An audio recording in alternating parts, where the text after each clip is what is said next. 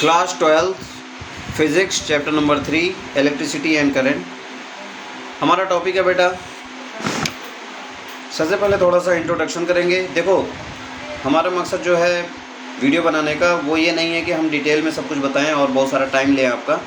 हमारा मकसद है कि न्यूमेरिकल कराना, और उस न्यूमेरिकल के लिए जैसे NCERT है, सैम्पलर है और दूसरी बुक है, ठीक है, SC वर्मा वगैरह का। तो उसके लिए हमें थोड़ा सा ओवरव्यू देने की ज़रूरत है आपके कॉन्सेप्ट्स का, जो लॉज हैं, थ्योरीज़ हैं, एप्लीकेशंस हैं, ठीक है। इसलिए मैं ये वीडियो बना रहा हूँ ताकि आपको एक जनरल आइडिया लॉज और जितने भी थ्योरी है, जितने भी कॉन्सेप्ट है, जितने भी फार्मूले हैं, उसके बारे में पता चल जाए। तो इस वीडियो बनाने का मकसद यही है, इसलिए वो थोड़ा जल्दी बताया जाएगा, ठीक है। तो सबसे पहले ये हो गया हमारा इंट्रोडक्शन। इलेक्ट्रिक करंट क्या है, उसकी डिफिनीशन वगैरह बता देंगे। करंट डेंसिटी क्या होती है उसको डिफाइन कर देंगे। ओम्स लॉ क्या होता है, उसका एप्लीकेशन क्या होता है, लिमिटेशन क्या होता है, ये सब बता देंगे, ठीक है।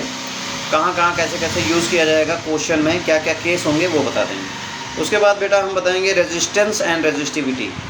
रेजिस्टेंस क्या होता है, उसकी प्रॉपर्टी क्या होती है, कौन कौन से फैक्टर इसको अफेक्ट करते हैं। रेजिस्टिविटी क्या होती है, रेजिस्टिविटी और रेजिस्टेंस में क्या रिलेशन है, रेजिस्टिविटी को कौन कौन से फैक्टर अफेक्ट करते हैं, ठीक है, क्या यूज़ है, एप्लीकेशन क्या है, इसको हम बता देंगे। इसका ग्राफ वगैरह भी बता देंगे। उसके बाद हम आ जाएंगे भाई motion of electrons inside conductor. अभी तक हम सिर्फ एक इलेक्ट्रॉन या एक चार्ज का मोशन पढ़ते थे, लेकिन जब इलेक्ट्रिक करंट हम पढ़ेंगे तो उसमें नंबर ऑफ़ इलेक्ट्रॉन्स या नंबर ऑफ़ चार्ज आपके मूव करेंगे एक साथ। तो इसलिए हम क्या पढ़ेंगे, मोशन ऑफ इलेक्ट्रॉन्स या इलेक्ट्रिक चार्ज इनसाइड कंडक्टर।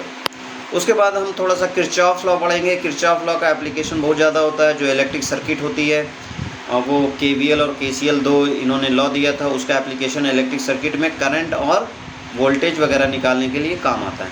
उसके बाद हम इलेक्ट्रिक सेल पढ़ेंगे। इलेक्ट्रिक सेल क्या होती है, उसकी डिफिनीशन क्या होती है, उसका यूज़ क्या होता है, उसका सिंबल क्या होता है, ठीक है, और उसका कॉम्बिनेशन कितने टाइप का होता है, वो किस तरीके से उसको भी सॉल्व कर सकते हैं, किस तरीके से उसकी चार्जिंग होती है, कभी कभी आता है क्वेश्चन, तो हम बता देंगे। व्हीटस्टोन एंड मीटर ब्रिज बताएंगे। व्हीटस्टोन और मीटर ब्रिज क्या है, एक दूसरे का समझ लो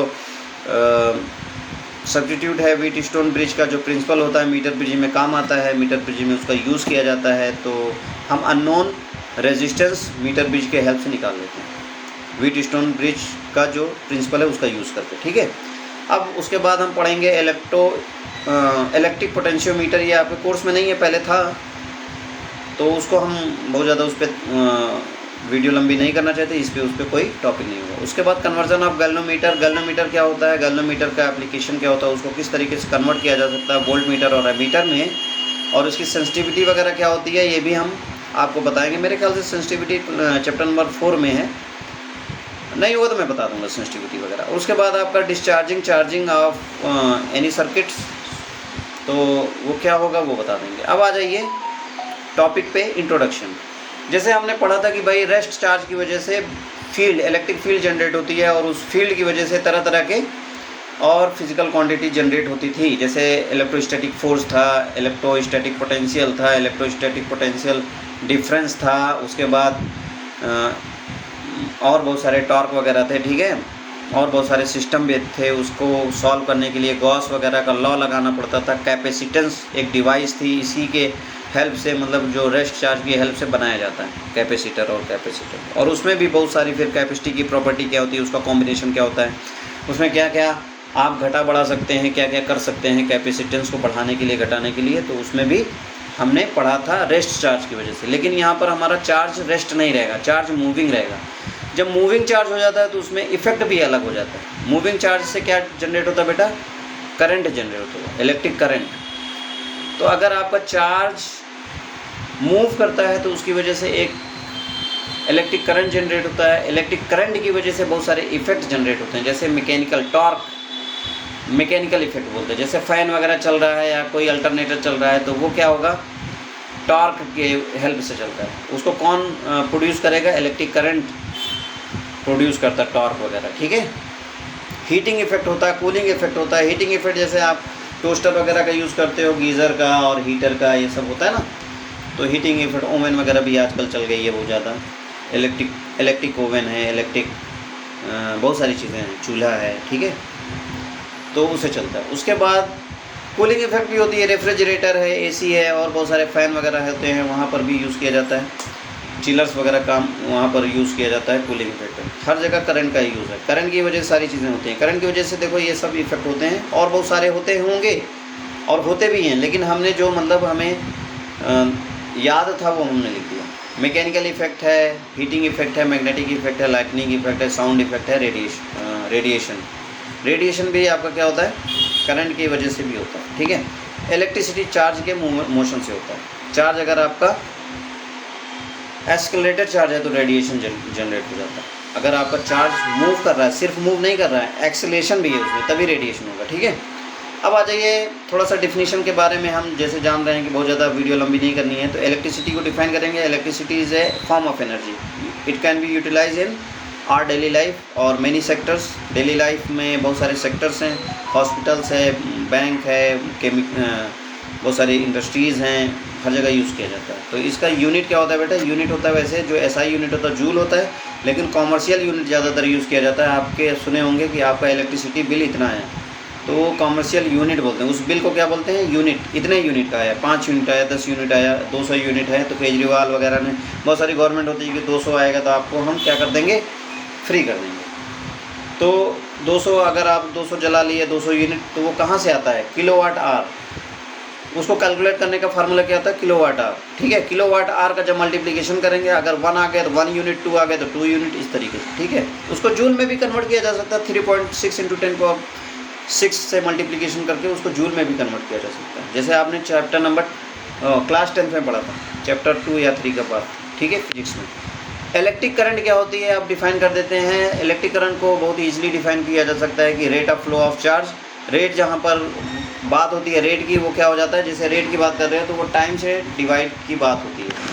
कहीं पर भी अगर रेट की आप बात कर रहे हो, इसका मतलब वो टाइम से डिवीज़न है। ठीक है। तो rate of flow of electric charge is called electric current, या इसको दूसरी तरीके डिफाइन कर सकते हो, flow of electric charge per unit time, ये भी कर सकते हो। अब इलेक्ट्रिक चार्ज क्या है, आप जानते हैं क्यू से डिनोट करते हैं, और क्यू हमेशा क्या होता है, नेचुरल नंबर के मल्टीपल में होता है, इलेक्ट्रॉन के चार्ज के नेचुरल के मल्टीपल में होता है। ठीक है। मतलब वो हमेशा नेचुरल नंबर का मल्टीपल होता है इलेक्ट्रॉन, और उसी से चार्ज बनता है। अगर आपके पास बहुत सारे चार्ज हो गए, जैसे 6.25 × 10⁻18 इलेक्ट्रॉन हो गए, तो आपके पास 1 कूलम का चार्ज हो जाता है। आप जानते हो 1 कूलम का चार्ज क्या होता है, 6.25 × 10 की पावर नियर अबाउट, ये अप्रॉक्स होता है 18। अगर इलेक्ट्रॉन आपके पास हैं, समझ लो आपके पास इतने इलेक्ट्रॉन हैं, वो 1 कूलम का चार्ज। अब आ जाइए types of electric current. Electric current जैसे बच्चों को ज़्यादातर पूछा जाता है तो वो बता नहीं पाते हैं इलेक्ट्रिक करंट क्या होता है, वो ज़्यादातर एसी और डीसी बताते हैं। एसी और डीसी आपको याद रखना चाहिए, वो सिर्फ कंडक्टिंग करंट का क्लासिफिकेशन है। कंडक्टिंग करंट 2 टाइप का होता है, एसी और डीसी। एसी क्या होता है, अल्टरनेट करंट बोलते हैं। डीसी क्या होता है, डायरेक्ट करंट बोलते हैं। एसी में जो आपका साइन है ना, एसी की जो वैल्यू होती है वो प्लस माइनस होती रहती है। ठीक है। वो टाइम के अकॉर्डिंग वो बदलती रहती है, और जितना पॉजिटिव होगा उतना निगेटिव होगा, इसलिए इसको बोलते हैं एसी करंट। डीसी क्या होता है, वो अल्टरनेट चेंज नहीं होता है, वो डायरेक्ट करंट, जो अगर पॉजिटिव है तो पॉजिटिव, निगेटिव तो निगेटिव, वो अपना साइन चेंज नहीं करता, इसलिए उसको डीसी करंट बोलते हैं। ठीक है। इंड्यूस करंट क्या होता है बेटा, induce current can be produce by changing the magnetic flux. Magnetic flux कैसे चेंज किया जा सकता है, मैग्नेटिक फ्लक्स अभी चैप्टर नंबर 4 या 5 में आप पढ़ोगे किस तरीके से उसको चेंज कर सकते हैं। तो मैग्नेटिक फ्लक्स ये आपका अभी फ्यूचर की बात है, इंड्यूसिंग करंट। और डिस्प्लेसमेंट करंट भी क्या होता है, ये भी एक फ्यूचर की, अभी मतलब चैप्टर नंबर 8 में हम पढ़ेंगे। तो डिस्प्लेसमेंट करंट इतना तो याद रखो, डिस्प्लेसमेंट करंट में कोई मीडियम की ज़रूरत नहीं होती। कंडक्शन करंट में क्या करना है, वायर, आपको वायर होना ज़रूरी है, कंडक्ट करने के लिए वायर मीडियम की ज़रूरत है। इंड्यूसिंग करंट में क्या है, इंड्यूसिंग करंट में बेटा आपका मैग्नेटिक फील्ड का होना ज़रूरी है, लेकिन डिस्प्लेसमेंट में क्या है, इलेक्ट्रिक फील्ड का होना ज़रूरी है, और इसमें मीडियम का होना ज़रूरी है। इलेक्ट्रिक फील्ड का रेट ऑफ, वो जो चेंज ऑफ इलेक्ट्रिक फील्ड होता है ना, उसकी वजह से डिस्प्लेसमेंट करंट जनरेट होता है, और चेंज ऑफ मैग्नेटिक फील्ड की वजह से, इलेक्ट्रिक फील्ड की वजह से डिस्प्लेसमेंट करंट, मैग्नेटिक फील्ड की वजह से इंड्यूसिंग करंट प्रोड्यूस होता है। और इंड्यूसिंग करंट हमेशा क्या होता है, जिसकी वजह से वो प्रोड्यूस होता है उसका ही अपोज करता है। मतलब मान लीजिए आपका करंट क्लॉकवाइज है, तो इंड्यूसिंग करंट की जो डायरेक्शन होगी वो क्या होगी, एंटी क्लॉकवाइज होगी। मान लीजिए कोई ऐसा कंडक्शन जो मतलब तुम मैग्नेटिक फील्ड प्रोड्यूस कर रहे हो करंट से, with the help of current, अगर करंट की डायरेक्शन क्लॉकवाइज है तो आपका इंड्यूसिंग करंट का करंट डायरेक्शन क्या हो जाएगा, एंटी क्लॉकवाइज। अब आ जाइए करंट डेंसिटी। करंट डेंसिटी जैसे कि आप जानते हैं, करंट ना तो ये वेक्टर क्वांटिटी ना स्केलर क्वांटिटी है। वेक्टर क्वांटिटी इसलिए नहीं है क्योंकि ये वेक्टर लॉ फॉलो नहीं करता है, समेशन में ये वेक्टर लॉ फॉलो नहीं करता है। अभी हम किरचॉफ लॉ में बताएंगे किस तरीके से करंट को सम किया जाता है, तो उसमें कोई वेक्टर लॉ यूज़ नहीं किया जाता, इसलिए ये वेक्टर क्वांटिटी नहीं है। स्केलर क्वांटिटी इसलिए नहीं है कि इसमें डायरेक्शन होती है, डायरेक्शन होती है लेकिन वो वेक्टर लॉ फॉलो नहीं करते, इसलिए वेक्टर नहीं है। तो इसलिए इसका नाम एक दूसरा क्वांटिटी रख दिया गया टेंसर क्वांटिटी, ठीक है। तो टेंसर क्वांटिटी करंट है। करंट को हम कई तरीके से पढ़ते हैं, कई तरीके से इसके फार्मूले होते हैं। जैसे आप 2-3 फार्मूले तो ऊपर देखे होंगे। अब यहाँ पर देखो करंट डेंसिटी क्या होती है बेटा, अगर आपका वायर है ना, वायर में क्या होगा, वायर का कुछ ना कुछ क्रॉस सेक्शन एरिया होता है। भाई वायर मोटा होता है ना, ऐसा नहीं कि वायर है ही, कुछ ना कुछ उसका क्रॉस सेक्शन एरिया होगा। तो current passing per unit area, current is passing per unit area is called current density, ठीक है। अब देखो ये एरिया, ये मामूली एरिया नहीं है, ये आपका नॉर्मल एरिया नहीं होता है, ये होता है एरिया वेक्टर। एरिया वेक्टर को हम क्या कर सकते हैं, ए कॉस थीटा के फॉर्म में लिख सकते हैं। मतलब अगर आपका एरिया ये करंट के डायरेक्शन में रहेगा ना, तब आपको थीटा 0 लेना पड़ेगा और एरिया, ये जो वेक्टर एरिया है ना, एरिया के बराबर हो जाएगा। लेकिन अगर आपका एरिया थोड़ा सा झुका हुआ है ऐसे, मतलब करंट से थोड़ा सा इसका एंगल बना रहा है थीटा, तो आपका क्या बन जाएगा, ये वाला एरिया वेक्टर आपका ए कॉस थीटा बन जाएगा, ठीक है। अब आगे बढ़ते हैं जल्दी जल्दी। भाई आप ऐसे कंडक्टर जानते हैं, कंडक्टर में फ्री इलेक्ट्रॉन होता है और कितना इलेक्ट्रॉन होता है आप जानते हैं, मैं बताना चाहता हूँ, हो सकता है आप ना जानते हो, तो जान लीजिए कि जो आपका कंडक्टर होता है ना, तो उसमें फ्री इलेक्ट्रॉन ऐसे होता है जैसे नदी में पानी बहता है ना, फुल फ्लैग में जो नदी होती है, बरसात वाली नदी, उसमें जो पानी बहता है ना, उतना ही, उससे ज़्यादा ही इलेक्ट्रॉन होता है, ठीक है, किसी भी कंडक्टर में। तो वो जो इलेक्ट्रॉन होता है ना, वो इधर उधर अपना मल्टी डायरेक्शन में वो मूव करता रहता है। उसका कोई एक यूनिफाइड डायरेक्शन नहीं होता है, एक यूनि डायरेक्शन नहीं होता, इसलिए उसका नेट इफेक्ट क्या होता है, 0 होता है। वो जो उसका वेलोसिटी होती है, एवरेज वेलोसिटी, वो 0 होती है। इसलिए अगर आप किसी भी कंडक्टर को ऐसे टच करोगे, कोई वायर है कॉपर का और सिल्वर का, कुछ का भी हो, अगर वो उस पर कोई सोर्स, पावर सोर्स या इलेक्ट्रिसिटी नहीं लगा है, तो आपको करंट नहीं मारेगा। क्यों? क्योंकि उसका नेट इफेक्ट क्या है, 0, मतलब उसमें कोई फील्ड जनरेट नहीं होती। लेकिन जैसे ही अगर आप आउटर एक सोर्स से उसको कनेक्ट कर दोगे, वो चाहे बैटरी हो, चाहे आपका एसी वो हो, एसी को हम कैसे डिनोट करते हैं, एसी सोर्स को इस तरीके से, बैटरी को देखो ये करते हैं और एसी को इस तरीके से शो करते हैं, 1+1, और सेल को कैसे करते हैं, ऐसे, ठीक है। तो इससे कोई मतलब नहीं है, आप इसको कर सकते हैं।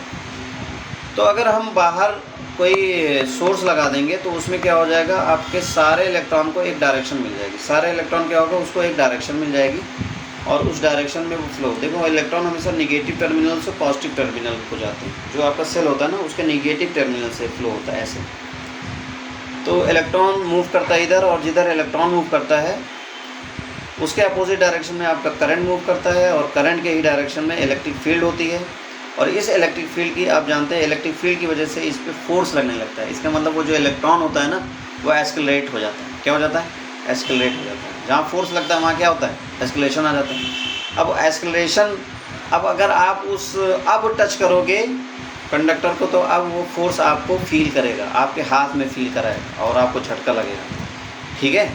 तो छोटे मोटे करंट तो आप सह लोगे, पकड़ सकते हो, लेकिन जो ज़्यादा अमाउंट का करंट रहेगा तो वो ज़्यादा फोर्स डेवलप करेगा, और ज़्यादा फोर्स डेवलप करेगा तो आपको झटके ज़्यादा मारेगा, ठीक है। तो इस तरीके से आप उसको मत टच करिएगा, दिस इज़ मॉरल। आपको हम बता रहे हैं कि आप करंट कैरिंग वायर को मत टच करिएगा, ठीक है। अब ओम्स लॉ क्या होता है बेटा? ओम्स लॉ एक ब्रिटिश साइंटिस्ट थे या फिजिस्ट थे, तो इन्होंने जो ओम्स लॉ दिया है ना, वो डीसी के लिए दिया, एसी के लिए नहीं दिया। उन्होंने बोला कि अगर आपका करंट सोर्स डीसी है या डायरेक्ट करंट है या कांस्टेंट करंट है, ठीक है, सप्लाई कर रहा है, तो ये जो आपका करंट होता है ना, या जो अप्लाइड वोल्टेज होता है, वो करंट के डायरेक्टली प्रोपोर्शनल होता है। दूसरे वर्ड्स में आप इसको इस तरीके समझ सकते हैं कि जिस रेशियो में आप अगर पोटेंशियल डिफरेंस या पोटेंशियल बढ़ाओगे या घटाओगे, चेंज करोगे, उसी रेशियो में करंट भी चेंज होगा या बढ़ेगा या घटेगा। जैसे आपने दुगना वोल्टेज कर दिया, सेल का वोल्टेज दुगना कर दिया तो करंट भी दुगना हो जाएगा, 3 गुना कर दिया 3 गुना हो जाएगा। इस तरीके से मतलब बढ़ता जाएगा, आपका रेंज बढ़ता जाएगा। ठीक है, अब देखो इसको इक्वेट करोगे तो V इक्वल टू क्या हो जाएगा, RI, और R क्या है, एक कांस्टेंट है, उस कांस्टेंट का नाम रेजिस्टेंस दिया गया है, और रेजिस्टेंस को आगे हम डिफाइन करेंगे। ठीक है, और रेजिस्टेंस को सिंबल क्या होता है, R होता है रेजिस्टेंस का सिंबल। और हर एक अप्लायंसेस, हर एक डिवाइस में कुछ ना कुछ रेजिस्टेंस रहता है। अगर रेजिस्टेंस ना हो तो करंट ही नहीं फ्लो होगा, मतलब आपकी डिवाइस में कुछ करंट ही नहीं जाएगा अगर रेजिस्टेंस जीरो होगा। रेजिस्टेंस जीरो मतलब आपका मटेरियल जीरो है, मटेरियल जीरो इसका मतलब आपका रेयर बहुत ज़्यादा आपका एयर टाइप होगा, एयर बहुत ज़्यादा इंसुलेटर होता है। ठीक है, मटेरियल होना ज़रूरी है, तो उसकी वजह से रेजिस्टेंस जीरो है, अभी हम बताएंगे। अब देखो ये ओम्स लॉ का एप्लीकेशन आप कई जगह कर सकते हो। थोड़ा सा एक हम एप्लीकेशन दिखा देते हैं आपको। अगर आप प्लॉट करोगे V और I को, V को देखो Y के डायरेक्शन में अगर प्लॉट कर दो और I को X के डायरेक्शन में प्लॉट कर दो, तो आप इसका जो स्लोप है, ये जो तो M है ना, M स्लोप होता है ना, और इससे कंपैरिजन करेंगे तो ये जो स्लोप है वो रेजिस्टेंस के बराबर हो जाएगा। अगर आपका VI ग्राफ दिया है और आप उसका स्लोप निकाल लेंगे तो आपका रेजिस्टेंस आ जाएगा। ठीक है, ये देखो यहाँ पर इस तरीके से रेजिस्टेंस आपको मिल जाएगा, और रेजिस्टेंस का कंपैरिजन भी कर सकते हो। बहुत सारे आपके रेजिस्टेंस हैं, तो जिसका स्लोप ज़्यादा होगा, अगर VI ग्राफ दिया है, VI ग्राफ देखो, ये ध्यान रखना मेरे वर्ड्स पे, VI ग्राफ दिया है और रेजिस्टेंस आपको कंपेयर करना है, तो जिसका स्लोप ज़्यादा है वो उसका रेजिस्टेंस ज़्यादा होगा। लेकिन आपको IV ग्राफ दिया है, मतलब I अगर Y एक्सिस पे और V आपका X एक्सिस पे है, तो इसका क्या हो जाएगा, रेजिस्टेंस आपका जिसका स्लोप ज़्यादा होगा उसका रेजिस्टेंस कम हो जाएगा। ये मैंने लिख दिया, देखो ये। अब आ जाओ एप्लीकेशन ऑफ ओम्स लॉ। वही आपको रेजिस्टेंस फाइंड आउट करने के लिए इसका यूज़ किया जा सकता है। कंपेयर ऑफ 3 रजिस्टर और 4 रजिस्टर, 2 रजिस्टर को कंपेयर कर सकते हो, सेल को कंपेयर कर सकते हो, वोल्टेज को कंपेयर कर सकते हो अलग अलग। ठीक है, और इसमें करंट भी निकाल सकते हो और अलग से वोल्टेज निकाल सकते हो with the help of Ohm's law. अब आ जाइए रेजिस्टेंस क्या होता है। तो रेजिस्टेंस क्या होता है बेटा, एक ऐसी प्रॉपर्टी कंडक्टर की जिसकी वजह से वो क्या करे, करंट के फ्लोइंग को रिस्ट्रिक्ट करे, मतलब उसको रोके, तो उसको बोलते हैं रेजिस्टेंस ऑफ दैट कंडक्टर। तो रेजिस्टेंस का जो सिंबल होता है वो R होता है, और इसकी यूनिट क्या होती है बेटा, ओम होती है। ओम का भी सिंबल होता है, याद रखना। बहुत सारे रेजिस्टेंस क्या होते हैं कि ये जो रेजिस्टर होता है ना, उसकी रेजिस्ट करने की जो पावर होती है अलग अलग होती है। कंडक्टर का अलग होगा, सेमीकंडक्टर अलग होगा। ठीक है, और अलग अलग फैक्टर्स पे डिपेंड भी करता है। तो इसमें कुछ फैक्टर्स हमने डिस्कस किया है, जैसे डायमेंशन, और बहुत सारे फैक्टर होते हैं, लेकिन डायमेंशन और टेम्परेचर मैंने लिया है। तो डायमेंशन अगर मान लीजिए हमने ये बताया कि भाई डायमेंशन पे कैसे डिपेंड करता है, तो अगर आप जितना लंबा वायर लेंगे उतना ही रेजिस्टर बढ़ता जाएगा, रेजिस्टेंस, और जितना मोटा वायर लेंगे उतना रेजिस्टेंस कम होगा। तो यही हमने लिख दिया है कि भाई रेजिस्टेंस होता है डायरेक्टली प्रोपोर्शनल टू लेंथ, और रेजिस्टेंस होता है inversely proportional to cross section area. मतलब लेंथ अगर बड़ा होगा तो रेजिस्टेंस बड़ा होगा, यहाँ लिख दिया। लेंथ बड़ा होगा तो रेजिस्टेंस बड़ा होगा, एरिया बड़ा होगा तो रेजिस्टेंस कम होगा, मतलब मोटा वायर होगा तो रेजिस्टेंस कम होगा। ठीक है, अगर हम ये इक्वेट कर देंगे तो L/A आ जाएगा, और यहाँ पर इक्वल का साइन, ये प्रोपोर्शनली के साइन हटाएंगे तो इक्वल का साइन आ जाएगा, और एक कांस्टेंट जुड़ जाएगा, उसको बोलते हैं रेजिस्टिविटी।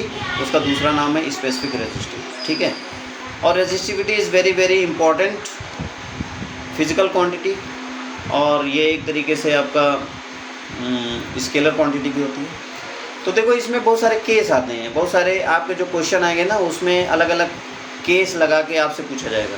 तो कभी कभी क्या होगा कि आपका बोला कि भाई आपका जो 2 वायर है दोनों का मटेरियल सेम है, मटेरियल सेम है तो इसका मतलब रेजिस्टिविटी सेम है, मतलब रो सेम रहेगा, रो आपको नहीं लेना पड़ेगा, रो कांस्टेंट हो जाएगा अगर मटेरियल सेम है। ठीक है, उसके बाद आपको R1, 2 रेजिस्टेंस, आपको 2 वायर का रेजिस्टेंस कंपेयर करना है, तो ये वाला फार्मूला लगाना है। A2 और A1, L1 और L2। देखो यहाँ पर एक ट्रिक है, डायरेक्टली प्रोपोर्शनल जहाँ होगा, जैसे R1 ऊपर है तो L1 भी ऊपर ही रहेगा डायरेक्टली प्रोपोर्शनल के लिए। R2 अगर नीचे है तो L2 नीचे रहेगा, लेकिन इन्वर्सली प्रोपोर्शनल के लिए R1 क्या हो जाएगा, A2, R1 के सामने A2 रहेगा और R2 के सामने A1 होगा।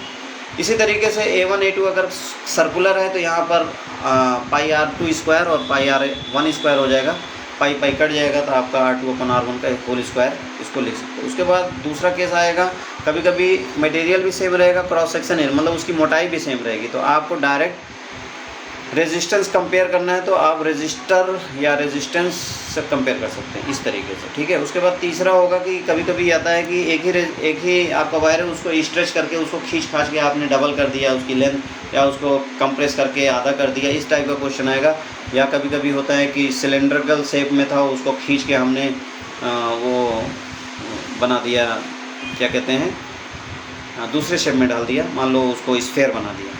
तो वहाँ पर क्या होगा कि जब इस तरीके का क्वेश्चन आएगा तो याद रखना वॉल्यूम कांस्टेंट होगा, वॉल्यूम हमेशा कांस्टेंट होगा, और V1 और V2 कांस्टेंट मतलब V1 और V2 बराबर होगा। इनिशियल वॉल्यूम और फाइनल वॉल्यूम दोनों क्या होंगे, इक्वल होंगे। इनिशियल वॉल्यूम A1 L1 और फाइनल A2 L2 हो जाएगा। अलग अलग हम इसको जब सॉल्व करेंगे तो A2/A1 का रेशियो L1/L2 आ जाएगा, और हम इस फार्मूले में पहले वाले फार्मूले में रख देंगे तो ये आपका नया फार्मूला बन जाएगा L1/L2 का होल स्क्वायर। ये एक नया फार्मूला है, इसको आप कर सकते हैं, इंपॉर्टेंट है, ठीक है। टेम्परेचर डिपेंडेंसी कैसी होती है, कोई भी मान लीजिए इनिशियल टेम्परेचर दिया है, उस पर कोई रेजिस्टेंस दिया है तो वो भी इनिशियल मतलब R1 इसको कह सकते हो, पहला रेजिस्टेंस पहले टेम्परेचर पे, दूसरा रेजिस्टेंस दूसरे टेम्परेचर पे, तो उसको टेम्परेचर डिफरेंस आप इस तरीके से निकाल सकते हो। और RF और RI के बीच में कंपैरिजन या बीच में फार्मूला इस टाइप का होता है। अल्फ़ा आपका क्या है, अल्फ़ा है आपका थर्मल कोफिशिएंट, डेल्टा T है difference of temperature, final temperature minus initial temperature, और RI क्या है, इनिशियल रेजिस्टेंस है, और RF क्या है, फाइनल रेजिस्टेंस है। इस तरीके से फार्मूले का यूज़ करके हम देखो इसमें क्या होगा कि तीन अगर वो हैं, अगर आपके अननोन एक है, अननोन तो एक ही होगा, और 3 चीज़ें दी होंगी, मतलब ये फिजिकल क्वांटिटी, मतलब मान लो यहाँ 4 है तो 3 चीज़ दी होगी, एक चीज़ निकालना होगा कोई, ठीक है। तो फार्मूले का यूज़ करके हम कर सकते हैं, डेल्टा T के जगह आप ये यूज़ कर सकते हैं। उसके बाद आ जाइए रेजिस्टिविटी। रेजिस्टिविटी का दूसरा नाम जैसे अभी हमने ऊपर बताया स्पेसिफिक रेजिस्टेंस होता है। ये स्केलर फिजिकल क्वांटिटी है, इसका फार्मूला देखो ये है RA/L, और इसका जो SI यूनिट होता है वो होता है ओम मीटर। ओम मीटर को इस तरीके से भी लिख सकते हैं, ठीक है। और देखो ये टेम्परेचर डिपेंडेंसी होती है, टेम्परेचर को किस तरीके से ये टेम्परेचर पे डिपेंड करता है, इस तरीके से, ठीक है। R फाइनल है, ये रो फाइनल है, रो इनिशियल है, इस तरीके से जैसे रेजिस्टेंस में था ना वैसे ये भी यूज़ करेंगे। और रेजिस्टिविटी जब हम वो जो आपका करंट डेंसिटी वगैरह ना उससे कंपेयर करेंगे तो रेजिस्टिविटी की वैल्यू ये आती है। अब देखो रेजिस्टिविटी किस पे, मास पे डिपेंड कर रहा है, नंबर ऑफ इलेक्ट्रॉन पे डिपेंड कर रहा है, रिलैक्सेशन टाइम पे डिपेंड कर रहा है, ठीक है। तो इस तरीके से रेजिस्टिविटी मास वगैरह पे भी डिपेंड करती है। तो मटेरियल सबका अलग अलग होता है ना, तो इसलिए मटेरियल पे डायरेक्ट ये बोल दिया जाता है मटेरियल पे डिपेंड करता है। तो अब यहाँ पर अलग अलग मटेरियल का अलग अलग रेजिस्टिविटी होगी। अब ड्रिफ्ट वेलोसिटी हम अगली बार बताएंगे, ठीक है।